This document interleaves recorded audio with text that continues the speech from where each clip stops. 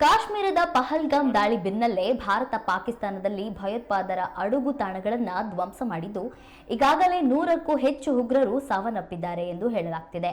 ಇದರೊಂದಿಗೆ ಭಾರತ ಆಪರೇಷನ್ ಸಿಂಧೂರ್ ಕಾರ್ಯಾಚರಣೆ ಯಶಸ್ವಿಯಾಗಿದೆ. ಆದರೂ ಪಾಕಿಸ್ತಾನ ಹಾಗೂ ಭಾರತ ನಡುವೆ ಉದ್ವಿಗ್ನ ಸ್ಥಿತಿ ನಿರ್ಮಾಣವಾಗಿದ್ದು, ಪ್ರಧಾನಿ ನರೇಂದ್ರ ಮೋದಿ ಅವರು ಭಾರತ ಸೇನಾಪಡೆ ಮುಖ್ಯಸ್ಥರೊಂದಿಗೆ ನಿರಂತರ ಸಭೆ ಚರ್ಚಿಸುತ್ತಿದ್ದಾರೆ. ಇನ್ನು ಇದೀಗ ಭಾರತೀಯ ಸೇನೆಯ 3 ಪಡೆಯ ಅಂದರೆ ವಾಯುಸೇನೆ, ನೌಕಾಪಡೆ ಹಾಗೂ ಭೂಸೇನೆ ಮುಖ್ಯಸ್ಥರು ಜಂಟಿ ಸುದ್ದಿಗೋಷ್ಠಿ ನಡೆಸಿದ್ದು ಮಹತ್ವದ ಮಾಹಿತಿ ನೀಡಿದ್ದಾರೆ. ಸುದ್ದಿಗೋಷ್ಠಿಯಲ್ಲಿ ಮಾತನಾಡಿದ ಅಧಿಕಾರಿಗಳು, ಆಪರೇಷನ್ ಸಿಂಧೂರ ಯಶಸ್ವಿಯಾಗಿದೆ.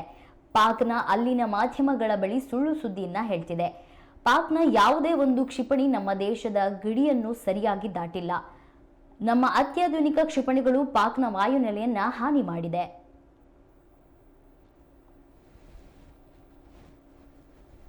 करी और लास्ट में हमारे modern air defence weapon systems, तो कोई मौका नहीं था कि पाकिस्तान एयरफोर्स ये मल्टी टियर डिफेंस को पार करके पीछे हमारी एयरफील्ड्स या लॉजिस्टिक इंस्टॉलेशंस को टारगेट कर पाए। ये जो डायग्राम आप अपने सामने देख रहे हैं, ये मुझे एक इंसिडेंट की याद दिला रहा है और मैं आपको इस उदाहरण के जरिए से एक ये एस्पेक्ट हाईलाइट करना चाहता हूं। जब मैं स्कूल में था तो तकरीबन मेरे ख्याल से ये 70 का दशक था और उस समय इंग्लैंड और ऑस्ट्रेलिया के बीच में, आज शायद क्रिकेट की बात भी करनी चाहिए क्योंकि मैं देख रहा था कि विराट कोहली ने टेस्ट क्रिकेट से रिटायरमेंट ले ली। कई भारतीयों की तरह वो मेरे भी फेवरेट क्रिकेटर हैं।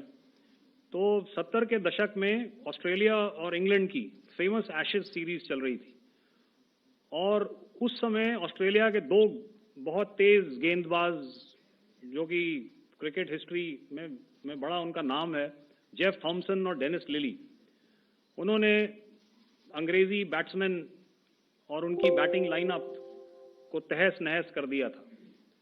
और ऑस्ट्रेलियंस ने उस समय एक कहावत निकाली थी, that from ashes to ashes and from dust to dust, if Thommo don't get here then Lillee surely must. और अगर आप इस लेयर को देखें तो आप समझ जाएंगे कि मैं आपको क्या बताने की कोशिश कर रहा हूं। तो अगर आप से सिस्टम्स को पार कर भी गए तो आपको फिर भी एयरफील्ड या लॉजिस्टिक इंस्टॉलेशन या जो भी चीज को आप टारगेट कर रहे हैं उसमें पहुंचने से पहले कोई ना कोई इस लेयर्ड ग्रिड का सिस्टम जरूर गिरा देगा। जो दुर्दशा कल आपने पाकिस्तान एयरफील्ड्स की देखी और शायद आज भी एयर मार्शल भारती की प्रेजेंटेशन में, हमारी एयरफील्ड्स हर प्रकार से ऑपरेशनल हैं। यही नहीं, पाकिस्तान के ड्रोन्स और वेपनाइज्ड यूएवीज से की गई हमलावर कोशिशें भी इस ग्रिड के कारण नाकाम हुई और जो बचे कुचे ड्रोन्स थे उन्हें हमारे शोल्डर फायर्ड हथियारों से मार गिराया गया। मैं यहां पर अपनी बॉर्डर सिक्योरिटी फोर्स की भी सराहना करना चाहता हूं। उनके डायरेक्टर जनरल साहब से लेकर बॉर्डर पर तैनात बीओपी पर पहरा देने वाले आखिरी जवान भी हमारे इस अभियान में बढ़ चढ़कर शामिल हुए और बहुत बहादुरी से उन्होंने हमारा साथ दिया। उनके काउंटर अनार्म्ड सिस्टम्स भी हमारे इस मल्टी टियर्ड एयर डिफेंस ग्रिड का हिस्सा थे, जिसके कारण पाकिस्तान की नापाक हरकतों का विनाश किया गया। आपने सुना ही होगा, जब हौसले बुलंद हों तो मंजिलें भी कदम चूमती हैं। In the end, I would like to highlight again that in every single domain that Operation Sindoor has been prosecuted, there has been absolute synergy between the 3 services. Not only have we in this ಪಾಕ್ನ radar ಸಿಸ್ಟಮ್ಗಳು ಸರಿಯಾಗಿ track ಮಾಡಿಲ್ಲ ಎಂದು ಮಹತ್ವದ ಮಾಹಿತಿ ನೀಡಿದ್ದಾರೆ. ನಮ್ಮ ಉದ್ದೇಶ ಉಗ್ರರ ನೆಲೆಯನ್ನ ಧ್ವಂಸ ಮಾಡುವುದು. ಭವಿಷ್ಯದಲ್ಲಿ ನಮ್ಮ ಮೇಲೆ ದಾಳಿಯಾದರೆ ಇಂತಹ ಆಪರೇಷನ್ಗಳನ್ನು ಮಾಡಲು ಸಿದ್ಧರಾಗಿರುವುದಾಗಿ ಸೇನಾ ಅಧಿಕಾರಿಗಳು ತಿಳಿಸಿದ್ದಾರೆ.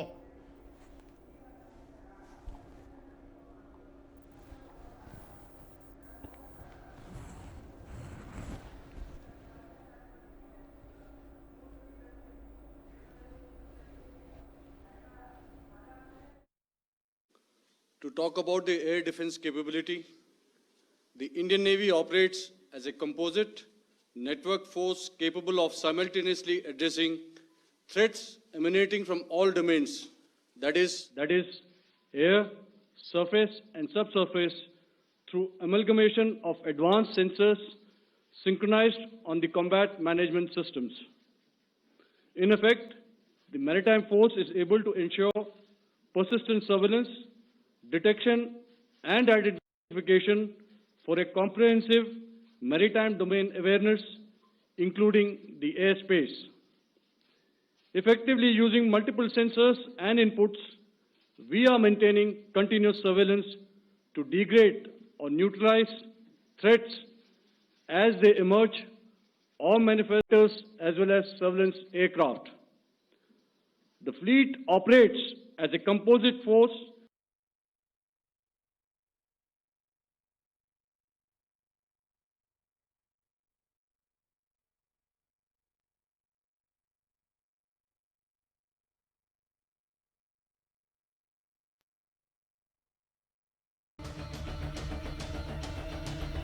that should we choose to, we can strike at will. Thank you, Shamdo Varna, Jai Hind. May I now hand over to Director General Air Operations for further proceedings. Thank you, Pramod. I think a lot has been said, and I would only end by saying and emphatically state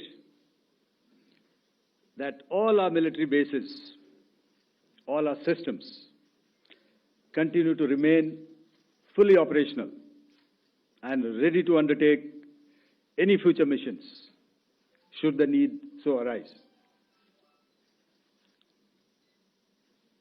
और अंत में यह मैं स्पष्ट शब्दों में कह देना चाहता हूं कि हमारी सभी मिलिट्री बेसेस और सारे इक्विपमेंट और सिस्टम्स ऑपरेशनल हैं और जरूरत पड़ने पर अपने अगले मिशन के लिए तैयार हैं और तत्पर भी हैं। शुक्रिया दोस्तों, और यदि कोई अभी क्वेश्चंस हैं तो हम लोग तैयार हैं उसके लिए। Ladies and gentlemen, like yesterday, I'll request you to raise your placards, which most of you are doing. Again, repeating it, anything which is confidential in nature will not be responded to. And as you are aware, the DGMOs, all three of them, have got an important assignment after this, which you are also are very well aware of. So we shall not be taking too many questions today. I started with both the ends yesterday. Today I'll start from the center, 237. 237. And I'll request you to please maintain, I'll ask you, I'll come to you. Hello sir, मैं आवाज़ आ रही मेरी? Hello sir, Madhurendra, मैं news nation से आपके press conference के शुरू होने के ठीक पहले एक वीडियो हमने स्क्रीन पर देखा जिसमें राष्ट्रकवि रामधारी सिंह दिनकर की कृष्ण की चेतावनी की प्रमुख पंक्तियों को उद्धृत किया गया और सीधे सीधे दुश्मन को संदेश दिया भी उसके बारे में बात करी नहीं। और लास्ट में हमारे मॉडर्न मधुरेंद्र, मैं न्यूज़ नेशन से प्रेस कॉन्फ्रेंस शुरू होने के ठीक पहले राष्ट्रकवि रामधारी सिंह दिनकर की जो कृष्ण की चेतावनी है उन पंक्तियों को सामने रखा गया और कहा गया कि याचना नहीं वरण होगा, जीवन जय या मरण होगा। कल ಗಗನಯಾತ್ರಿ ಸುನಿತಾ ವಿಲಿಯಮ್ಸ್ ಸುರಕ್ಷಿತವಾಗಿ ಭೂಮಿಗೆ ಮರಳಿ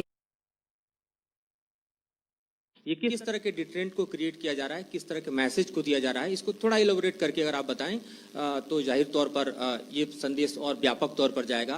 और एक छोटा सा सवाल मेरा यह है कि ड्रोन अटैक को लेकर जो बातें सामने निकल कर आई हैं, एक बहुत हाइप क्रिएट था टर्किश ड्रोन को लेकर, TB2 और उसके तमाम ड्रोन को लेकर।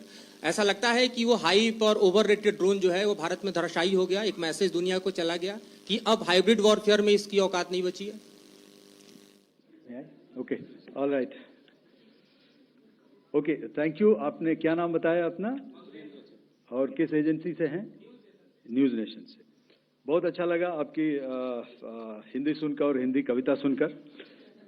तो मेरे कलीग ने अभी बताया, I think I mentioned Yeha to be Chinese origin. I would like to correct myself. The Yeha drones are of Turkish origin. So that comes to your question. All right. चूंकि आपने